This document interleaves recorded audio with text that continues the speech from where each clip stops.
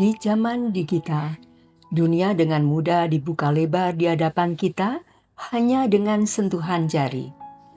Akan tetapi di balik kemudahan itu, tersembunyi godaan halus yang perlahan dapat menghancurkan martabat dan keselamatan kita. Dalam Injil hari ini dikisahkan bagaimana Adam dan Yesus menanggapi godaan yang dapat mendatangkan dosa. Dalam Kejadian 3, sama sekali tidak disebutkan alasan ular menggoda Adam dan Hawa. Sumber kejahatan sendiri dibiarkan menjadi misteri. Yang hendak disampaikan bahwa kehadiran kejahatan di dunia ini disebabkan oleh keputusan manusia untuk menentang perintah Allah. Baik Adam maupun Hawa sebagai yang mendengarkan ular. Hawa makan buah itu dan memberikan kepada Adam yang bersama-sama dengan dia di taman itu. Beginilah cara manusia digoda. Ular mengatakan, "Kamu tidak akan mati. Matamu akan terbuka seperti Allah. Kamu akan menjadi seperti Allah, tahu tentang yang baik dan yang jahat."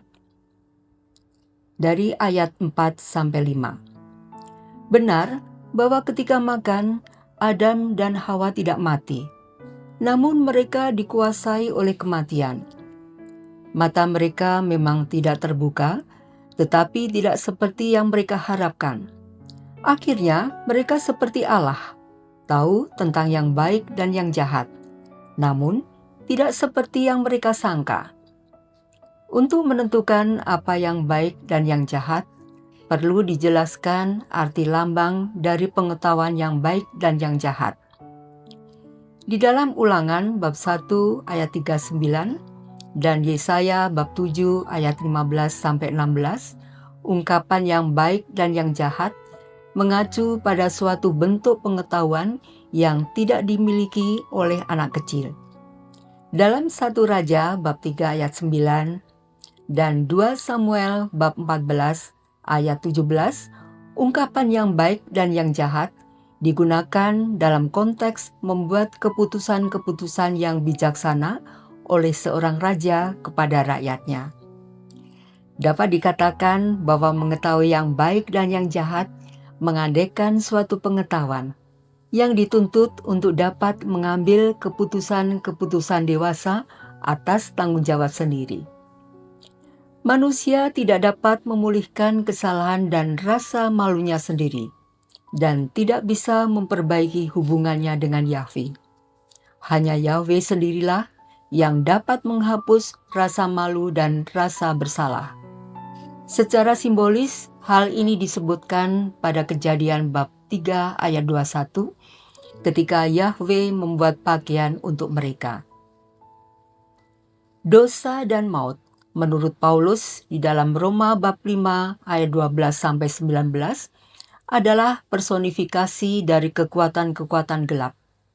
Dosa merupakan kekuatan aktif di dalam dan di antara semua makhluk manusia dan mengungkapkan diri secara khusus melalui daging. Ungkapan daging lebih melukiskan seorang pribadi dalam perspektif kelemahannya karena belum ditebus. Maut juga dipersonifikasikan sebagai kekuatan kosmis yang tidak hanya menghancurkan tubuh manusia, tetapi juga mengakibatkan perpisahan definitif manusia dengan Allah. Adam dan Yesus, tokoh yang menonjol dalam permulaan dan akhir zaman. Adam adalah prototipe tokoh yang akan datang, yaitu Yesus, yang akan bertindak jauh melampaui apa yang dilakukan Adam. Dunia telah diubah oleh kedua tokoh ini. Adam melepaskan kekuatan yang bersifat memusuhi ke dalam dunia atau dosa, yang mempunyai kekuatan yang mengakibatkan pengasingan definitif atau maut dalam dirinya, dan manusia pada umumnya dari Allah, sumber segala hidup. Selain karena semua orang telah berdosa melalui tindakan pribadi, pada ayat 12, maut telah memunculkan dua akibat dalam keberadaan manusia. Dosa Adam dan pengesahan pribadi terhadap keadaan itu oleh orang-orang yang berbuat dosa. Inilah akibat dosa oleh Adam bagi dunia.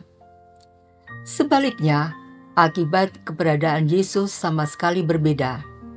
Melalui karunia yang melimpah, yaitu kematian Yesus, dikaruniakan penebusan dalam kebenaran dan kehidupan yang melimpah semua orang yang menerimanya. Yesus mengubah keadaan yang mengerikan melalui ketaatannya. Kontras dengan Adam, Yesus tidak hanya menyoroti tragedi kegagalan Adam, tetapi juga kebesaran dan kepenuhan penebusan Yesus. Ketika Yesus dicobai iblis, jawaban Yesus menunjukkan bahwa Ia adalah Mesias dan Anak Allah. Tempat di padang gurun dan penggunaan angka 40 mengisyaratkan suatu kontras antara Israel lama dan Yesus. Selama pengembaraannya di padang gurun, sesudah pembebasannya dari Mesir, Israel kuno dicobai dan mengalami kekurangan. Kalau saat itu Israel kuno gagal, sekarang Yesus menang. Atas cobaan iblis, Yesus menjawab dengan mengutip Kitab Ulangan. Sesudah 40 hari 40 malam berpuasa, Yesus tentunya sangat lapar. Pencobaan pertama pada Matius bab 4 ayat 3-4, yaitu pencobaan untuk mengubah batu menjadi roti, sehingga dapat menyediakan makanan bagi dirinya. Yesus menjawab dengan mengutip Ulangan bab 8 ayat 3, bahwa manusia hidup bukan dari roti saja, tetapi manusia hidup dari setiap firman yang diucapkan Tuhan. Pencobaan kedua Matius bab 4 ayat 5-7, yaitu Yesus dibawa ke bubungan Bait Allah di Yerusalem. Di sana Yesus dikuda supaya menerjunkan diri dan meminta pertolongan Allah, sehingga mengenapi firman Mazmur bab 9 ayat 11-12. Yesus menjawab, mengutip Ulangan bab 6 ayat 16, Anak Allah tidak akan mencobai Bapanya untuk hal yang begitu bodoh dan magis. Pencobaan ketiga yaitu iblis menjanjikan seluruh kekuasaan di bumi kepada Yesus jika ia mau menyembah iblis.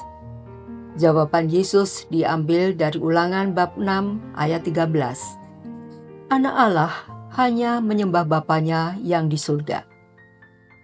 Sikap Yesus atas ketiga cobaan itu menjelaskan bahwa Ia tidak mencari pemuasan bagi kebutuhan materialnya, membuat tindakan yang bombastis atau bersahabat dengan iblis demi kekuasaan politik. Yesus muncul sebagai sosok yang taat pada kehendak Bapanya, terutama kehendak yang diungkapkan dalam kata-kata Perjanjian Lama.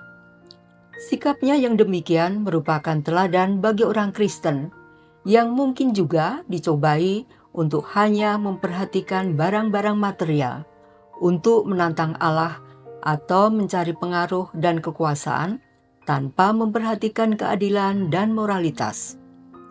Sesudah secara pribadi berhadapan dengan iblis dalam hal-hal ini, Yesus mampu membebaskan orang lain dari kekuasaan hal-hal tersebut. Di masa Prapaskah, sudahkah Anda mampu melawan godaan, kesombongan, dan pencitraan, mencari pujian, jumlah like, kecewa bila unggahan sepi respons? Tanpa sadar, nilai diri diukur dari respons dunia maya, bukan dari kasih Allah. Kolom komentar menjadi ajang tumpahan amarah. Orang lebih mudah menghina karena merasa aman di balik layar. Waktu doa, keluarga, dan refleksi sering digantikan scrolling tanpa henti. Jiwa menjadi gelisah karena tidak pernah benar-benar hening. Tuhan memberkati.